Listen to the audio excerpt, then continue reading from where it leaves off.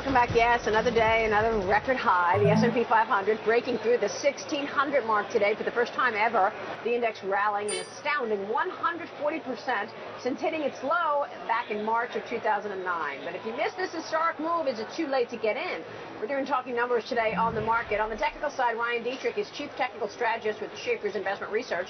And on the fundamental side of the story, Abigail Doolittle is with the Seaport Group, a CNBC contributor. Good to see you both. Thanks for joining us. Ryan, let's look at the charts. What do you see in the SPY, the ETF that tracks the index? How does it look to you? Maria, I've been coming on with you for a while, saying we're going higher, and I still think that. Looking at the near-term chart here, the S&P is in a really nice upward channel for really since last year. Also, its 40-day moving average has served to support multiple times. That's right around 157 on the SPY. As long as we're above that, I just continue to think we're going to go higher. On a longer-term basis, we came into this year hearing about this big triple top with the 2000 peak, the 2007 peak, and right where we were earlier this year. The interesting thing happened. A lot of bears were saying 50%, 50% pullback could happen. That hasn't happened. We've broken above that. So now all these bears are kind of trapped, and I think that's going to be the potential to continue to push this market higher, in the near term and into the future. What about the fundamentals, Abigail? From a fundamental perspective, Maria, I think that what Ryan is asking is, what is the catalyst for the next leg higher in this bull market? On this, I have to agree with my friend Larry Kudlow and say it's the profit outlook. Where I probably would disagree, however, with Larry is whether or not the estimate for this year of $109 and the estimate of $122 for next year can hold.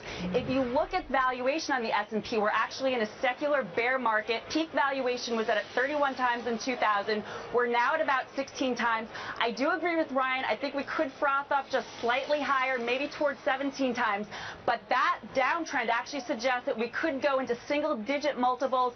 Big correction. More near-term, though, when we take a look at the 10-year Treasury yield, it's in a downtrend. I think that we're going to go lower on that yield, suggest a correction in risk. I think we will see a correction in the S&P to this bull run of 10 to 20% in the second or third quarter. The higher we go, the worse and the more severe that correction will be.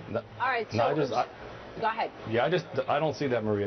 When you look at what's going on in the market, what are the two things we've seen for 4 years? We've had the Fed, also skepticism of this rally. Those two things are firmly in place. I just don't see, that big of a correction.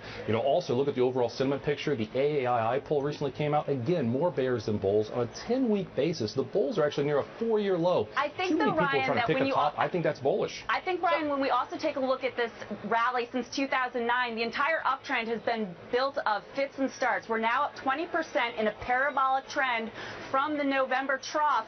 I think that also that parabolic trends tend to, they correct by definition. I think that we're going to see that soon, and I think it would actually be healthy. This entire rally has been built of 20% up, 10 to 20% down, and I think that we're going to see something like that. I think actually a pullback would be more healthy for a continuation of this bull run than just straight up from here.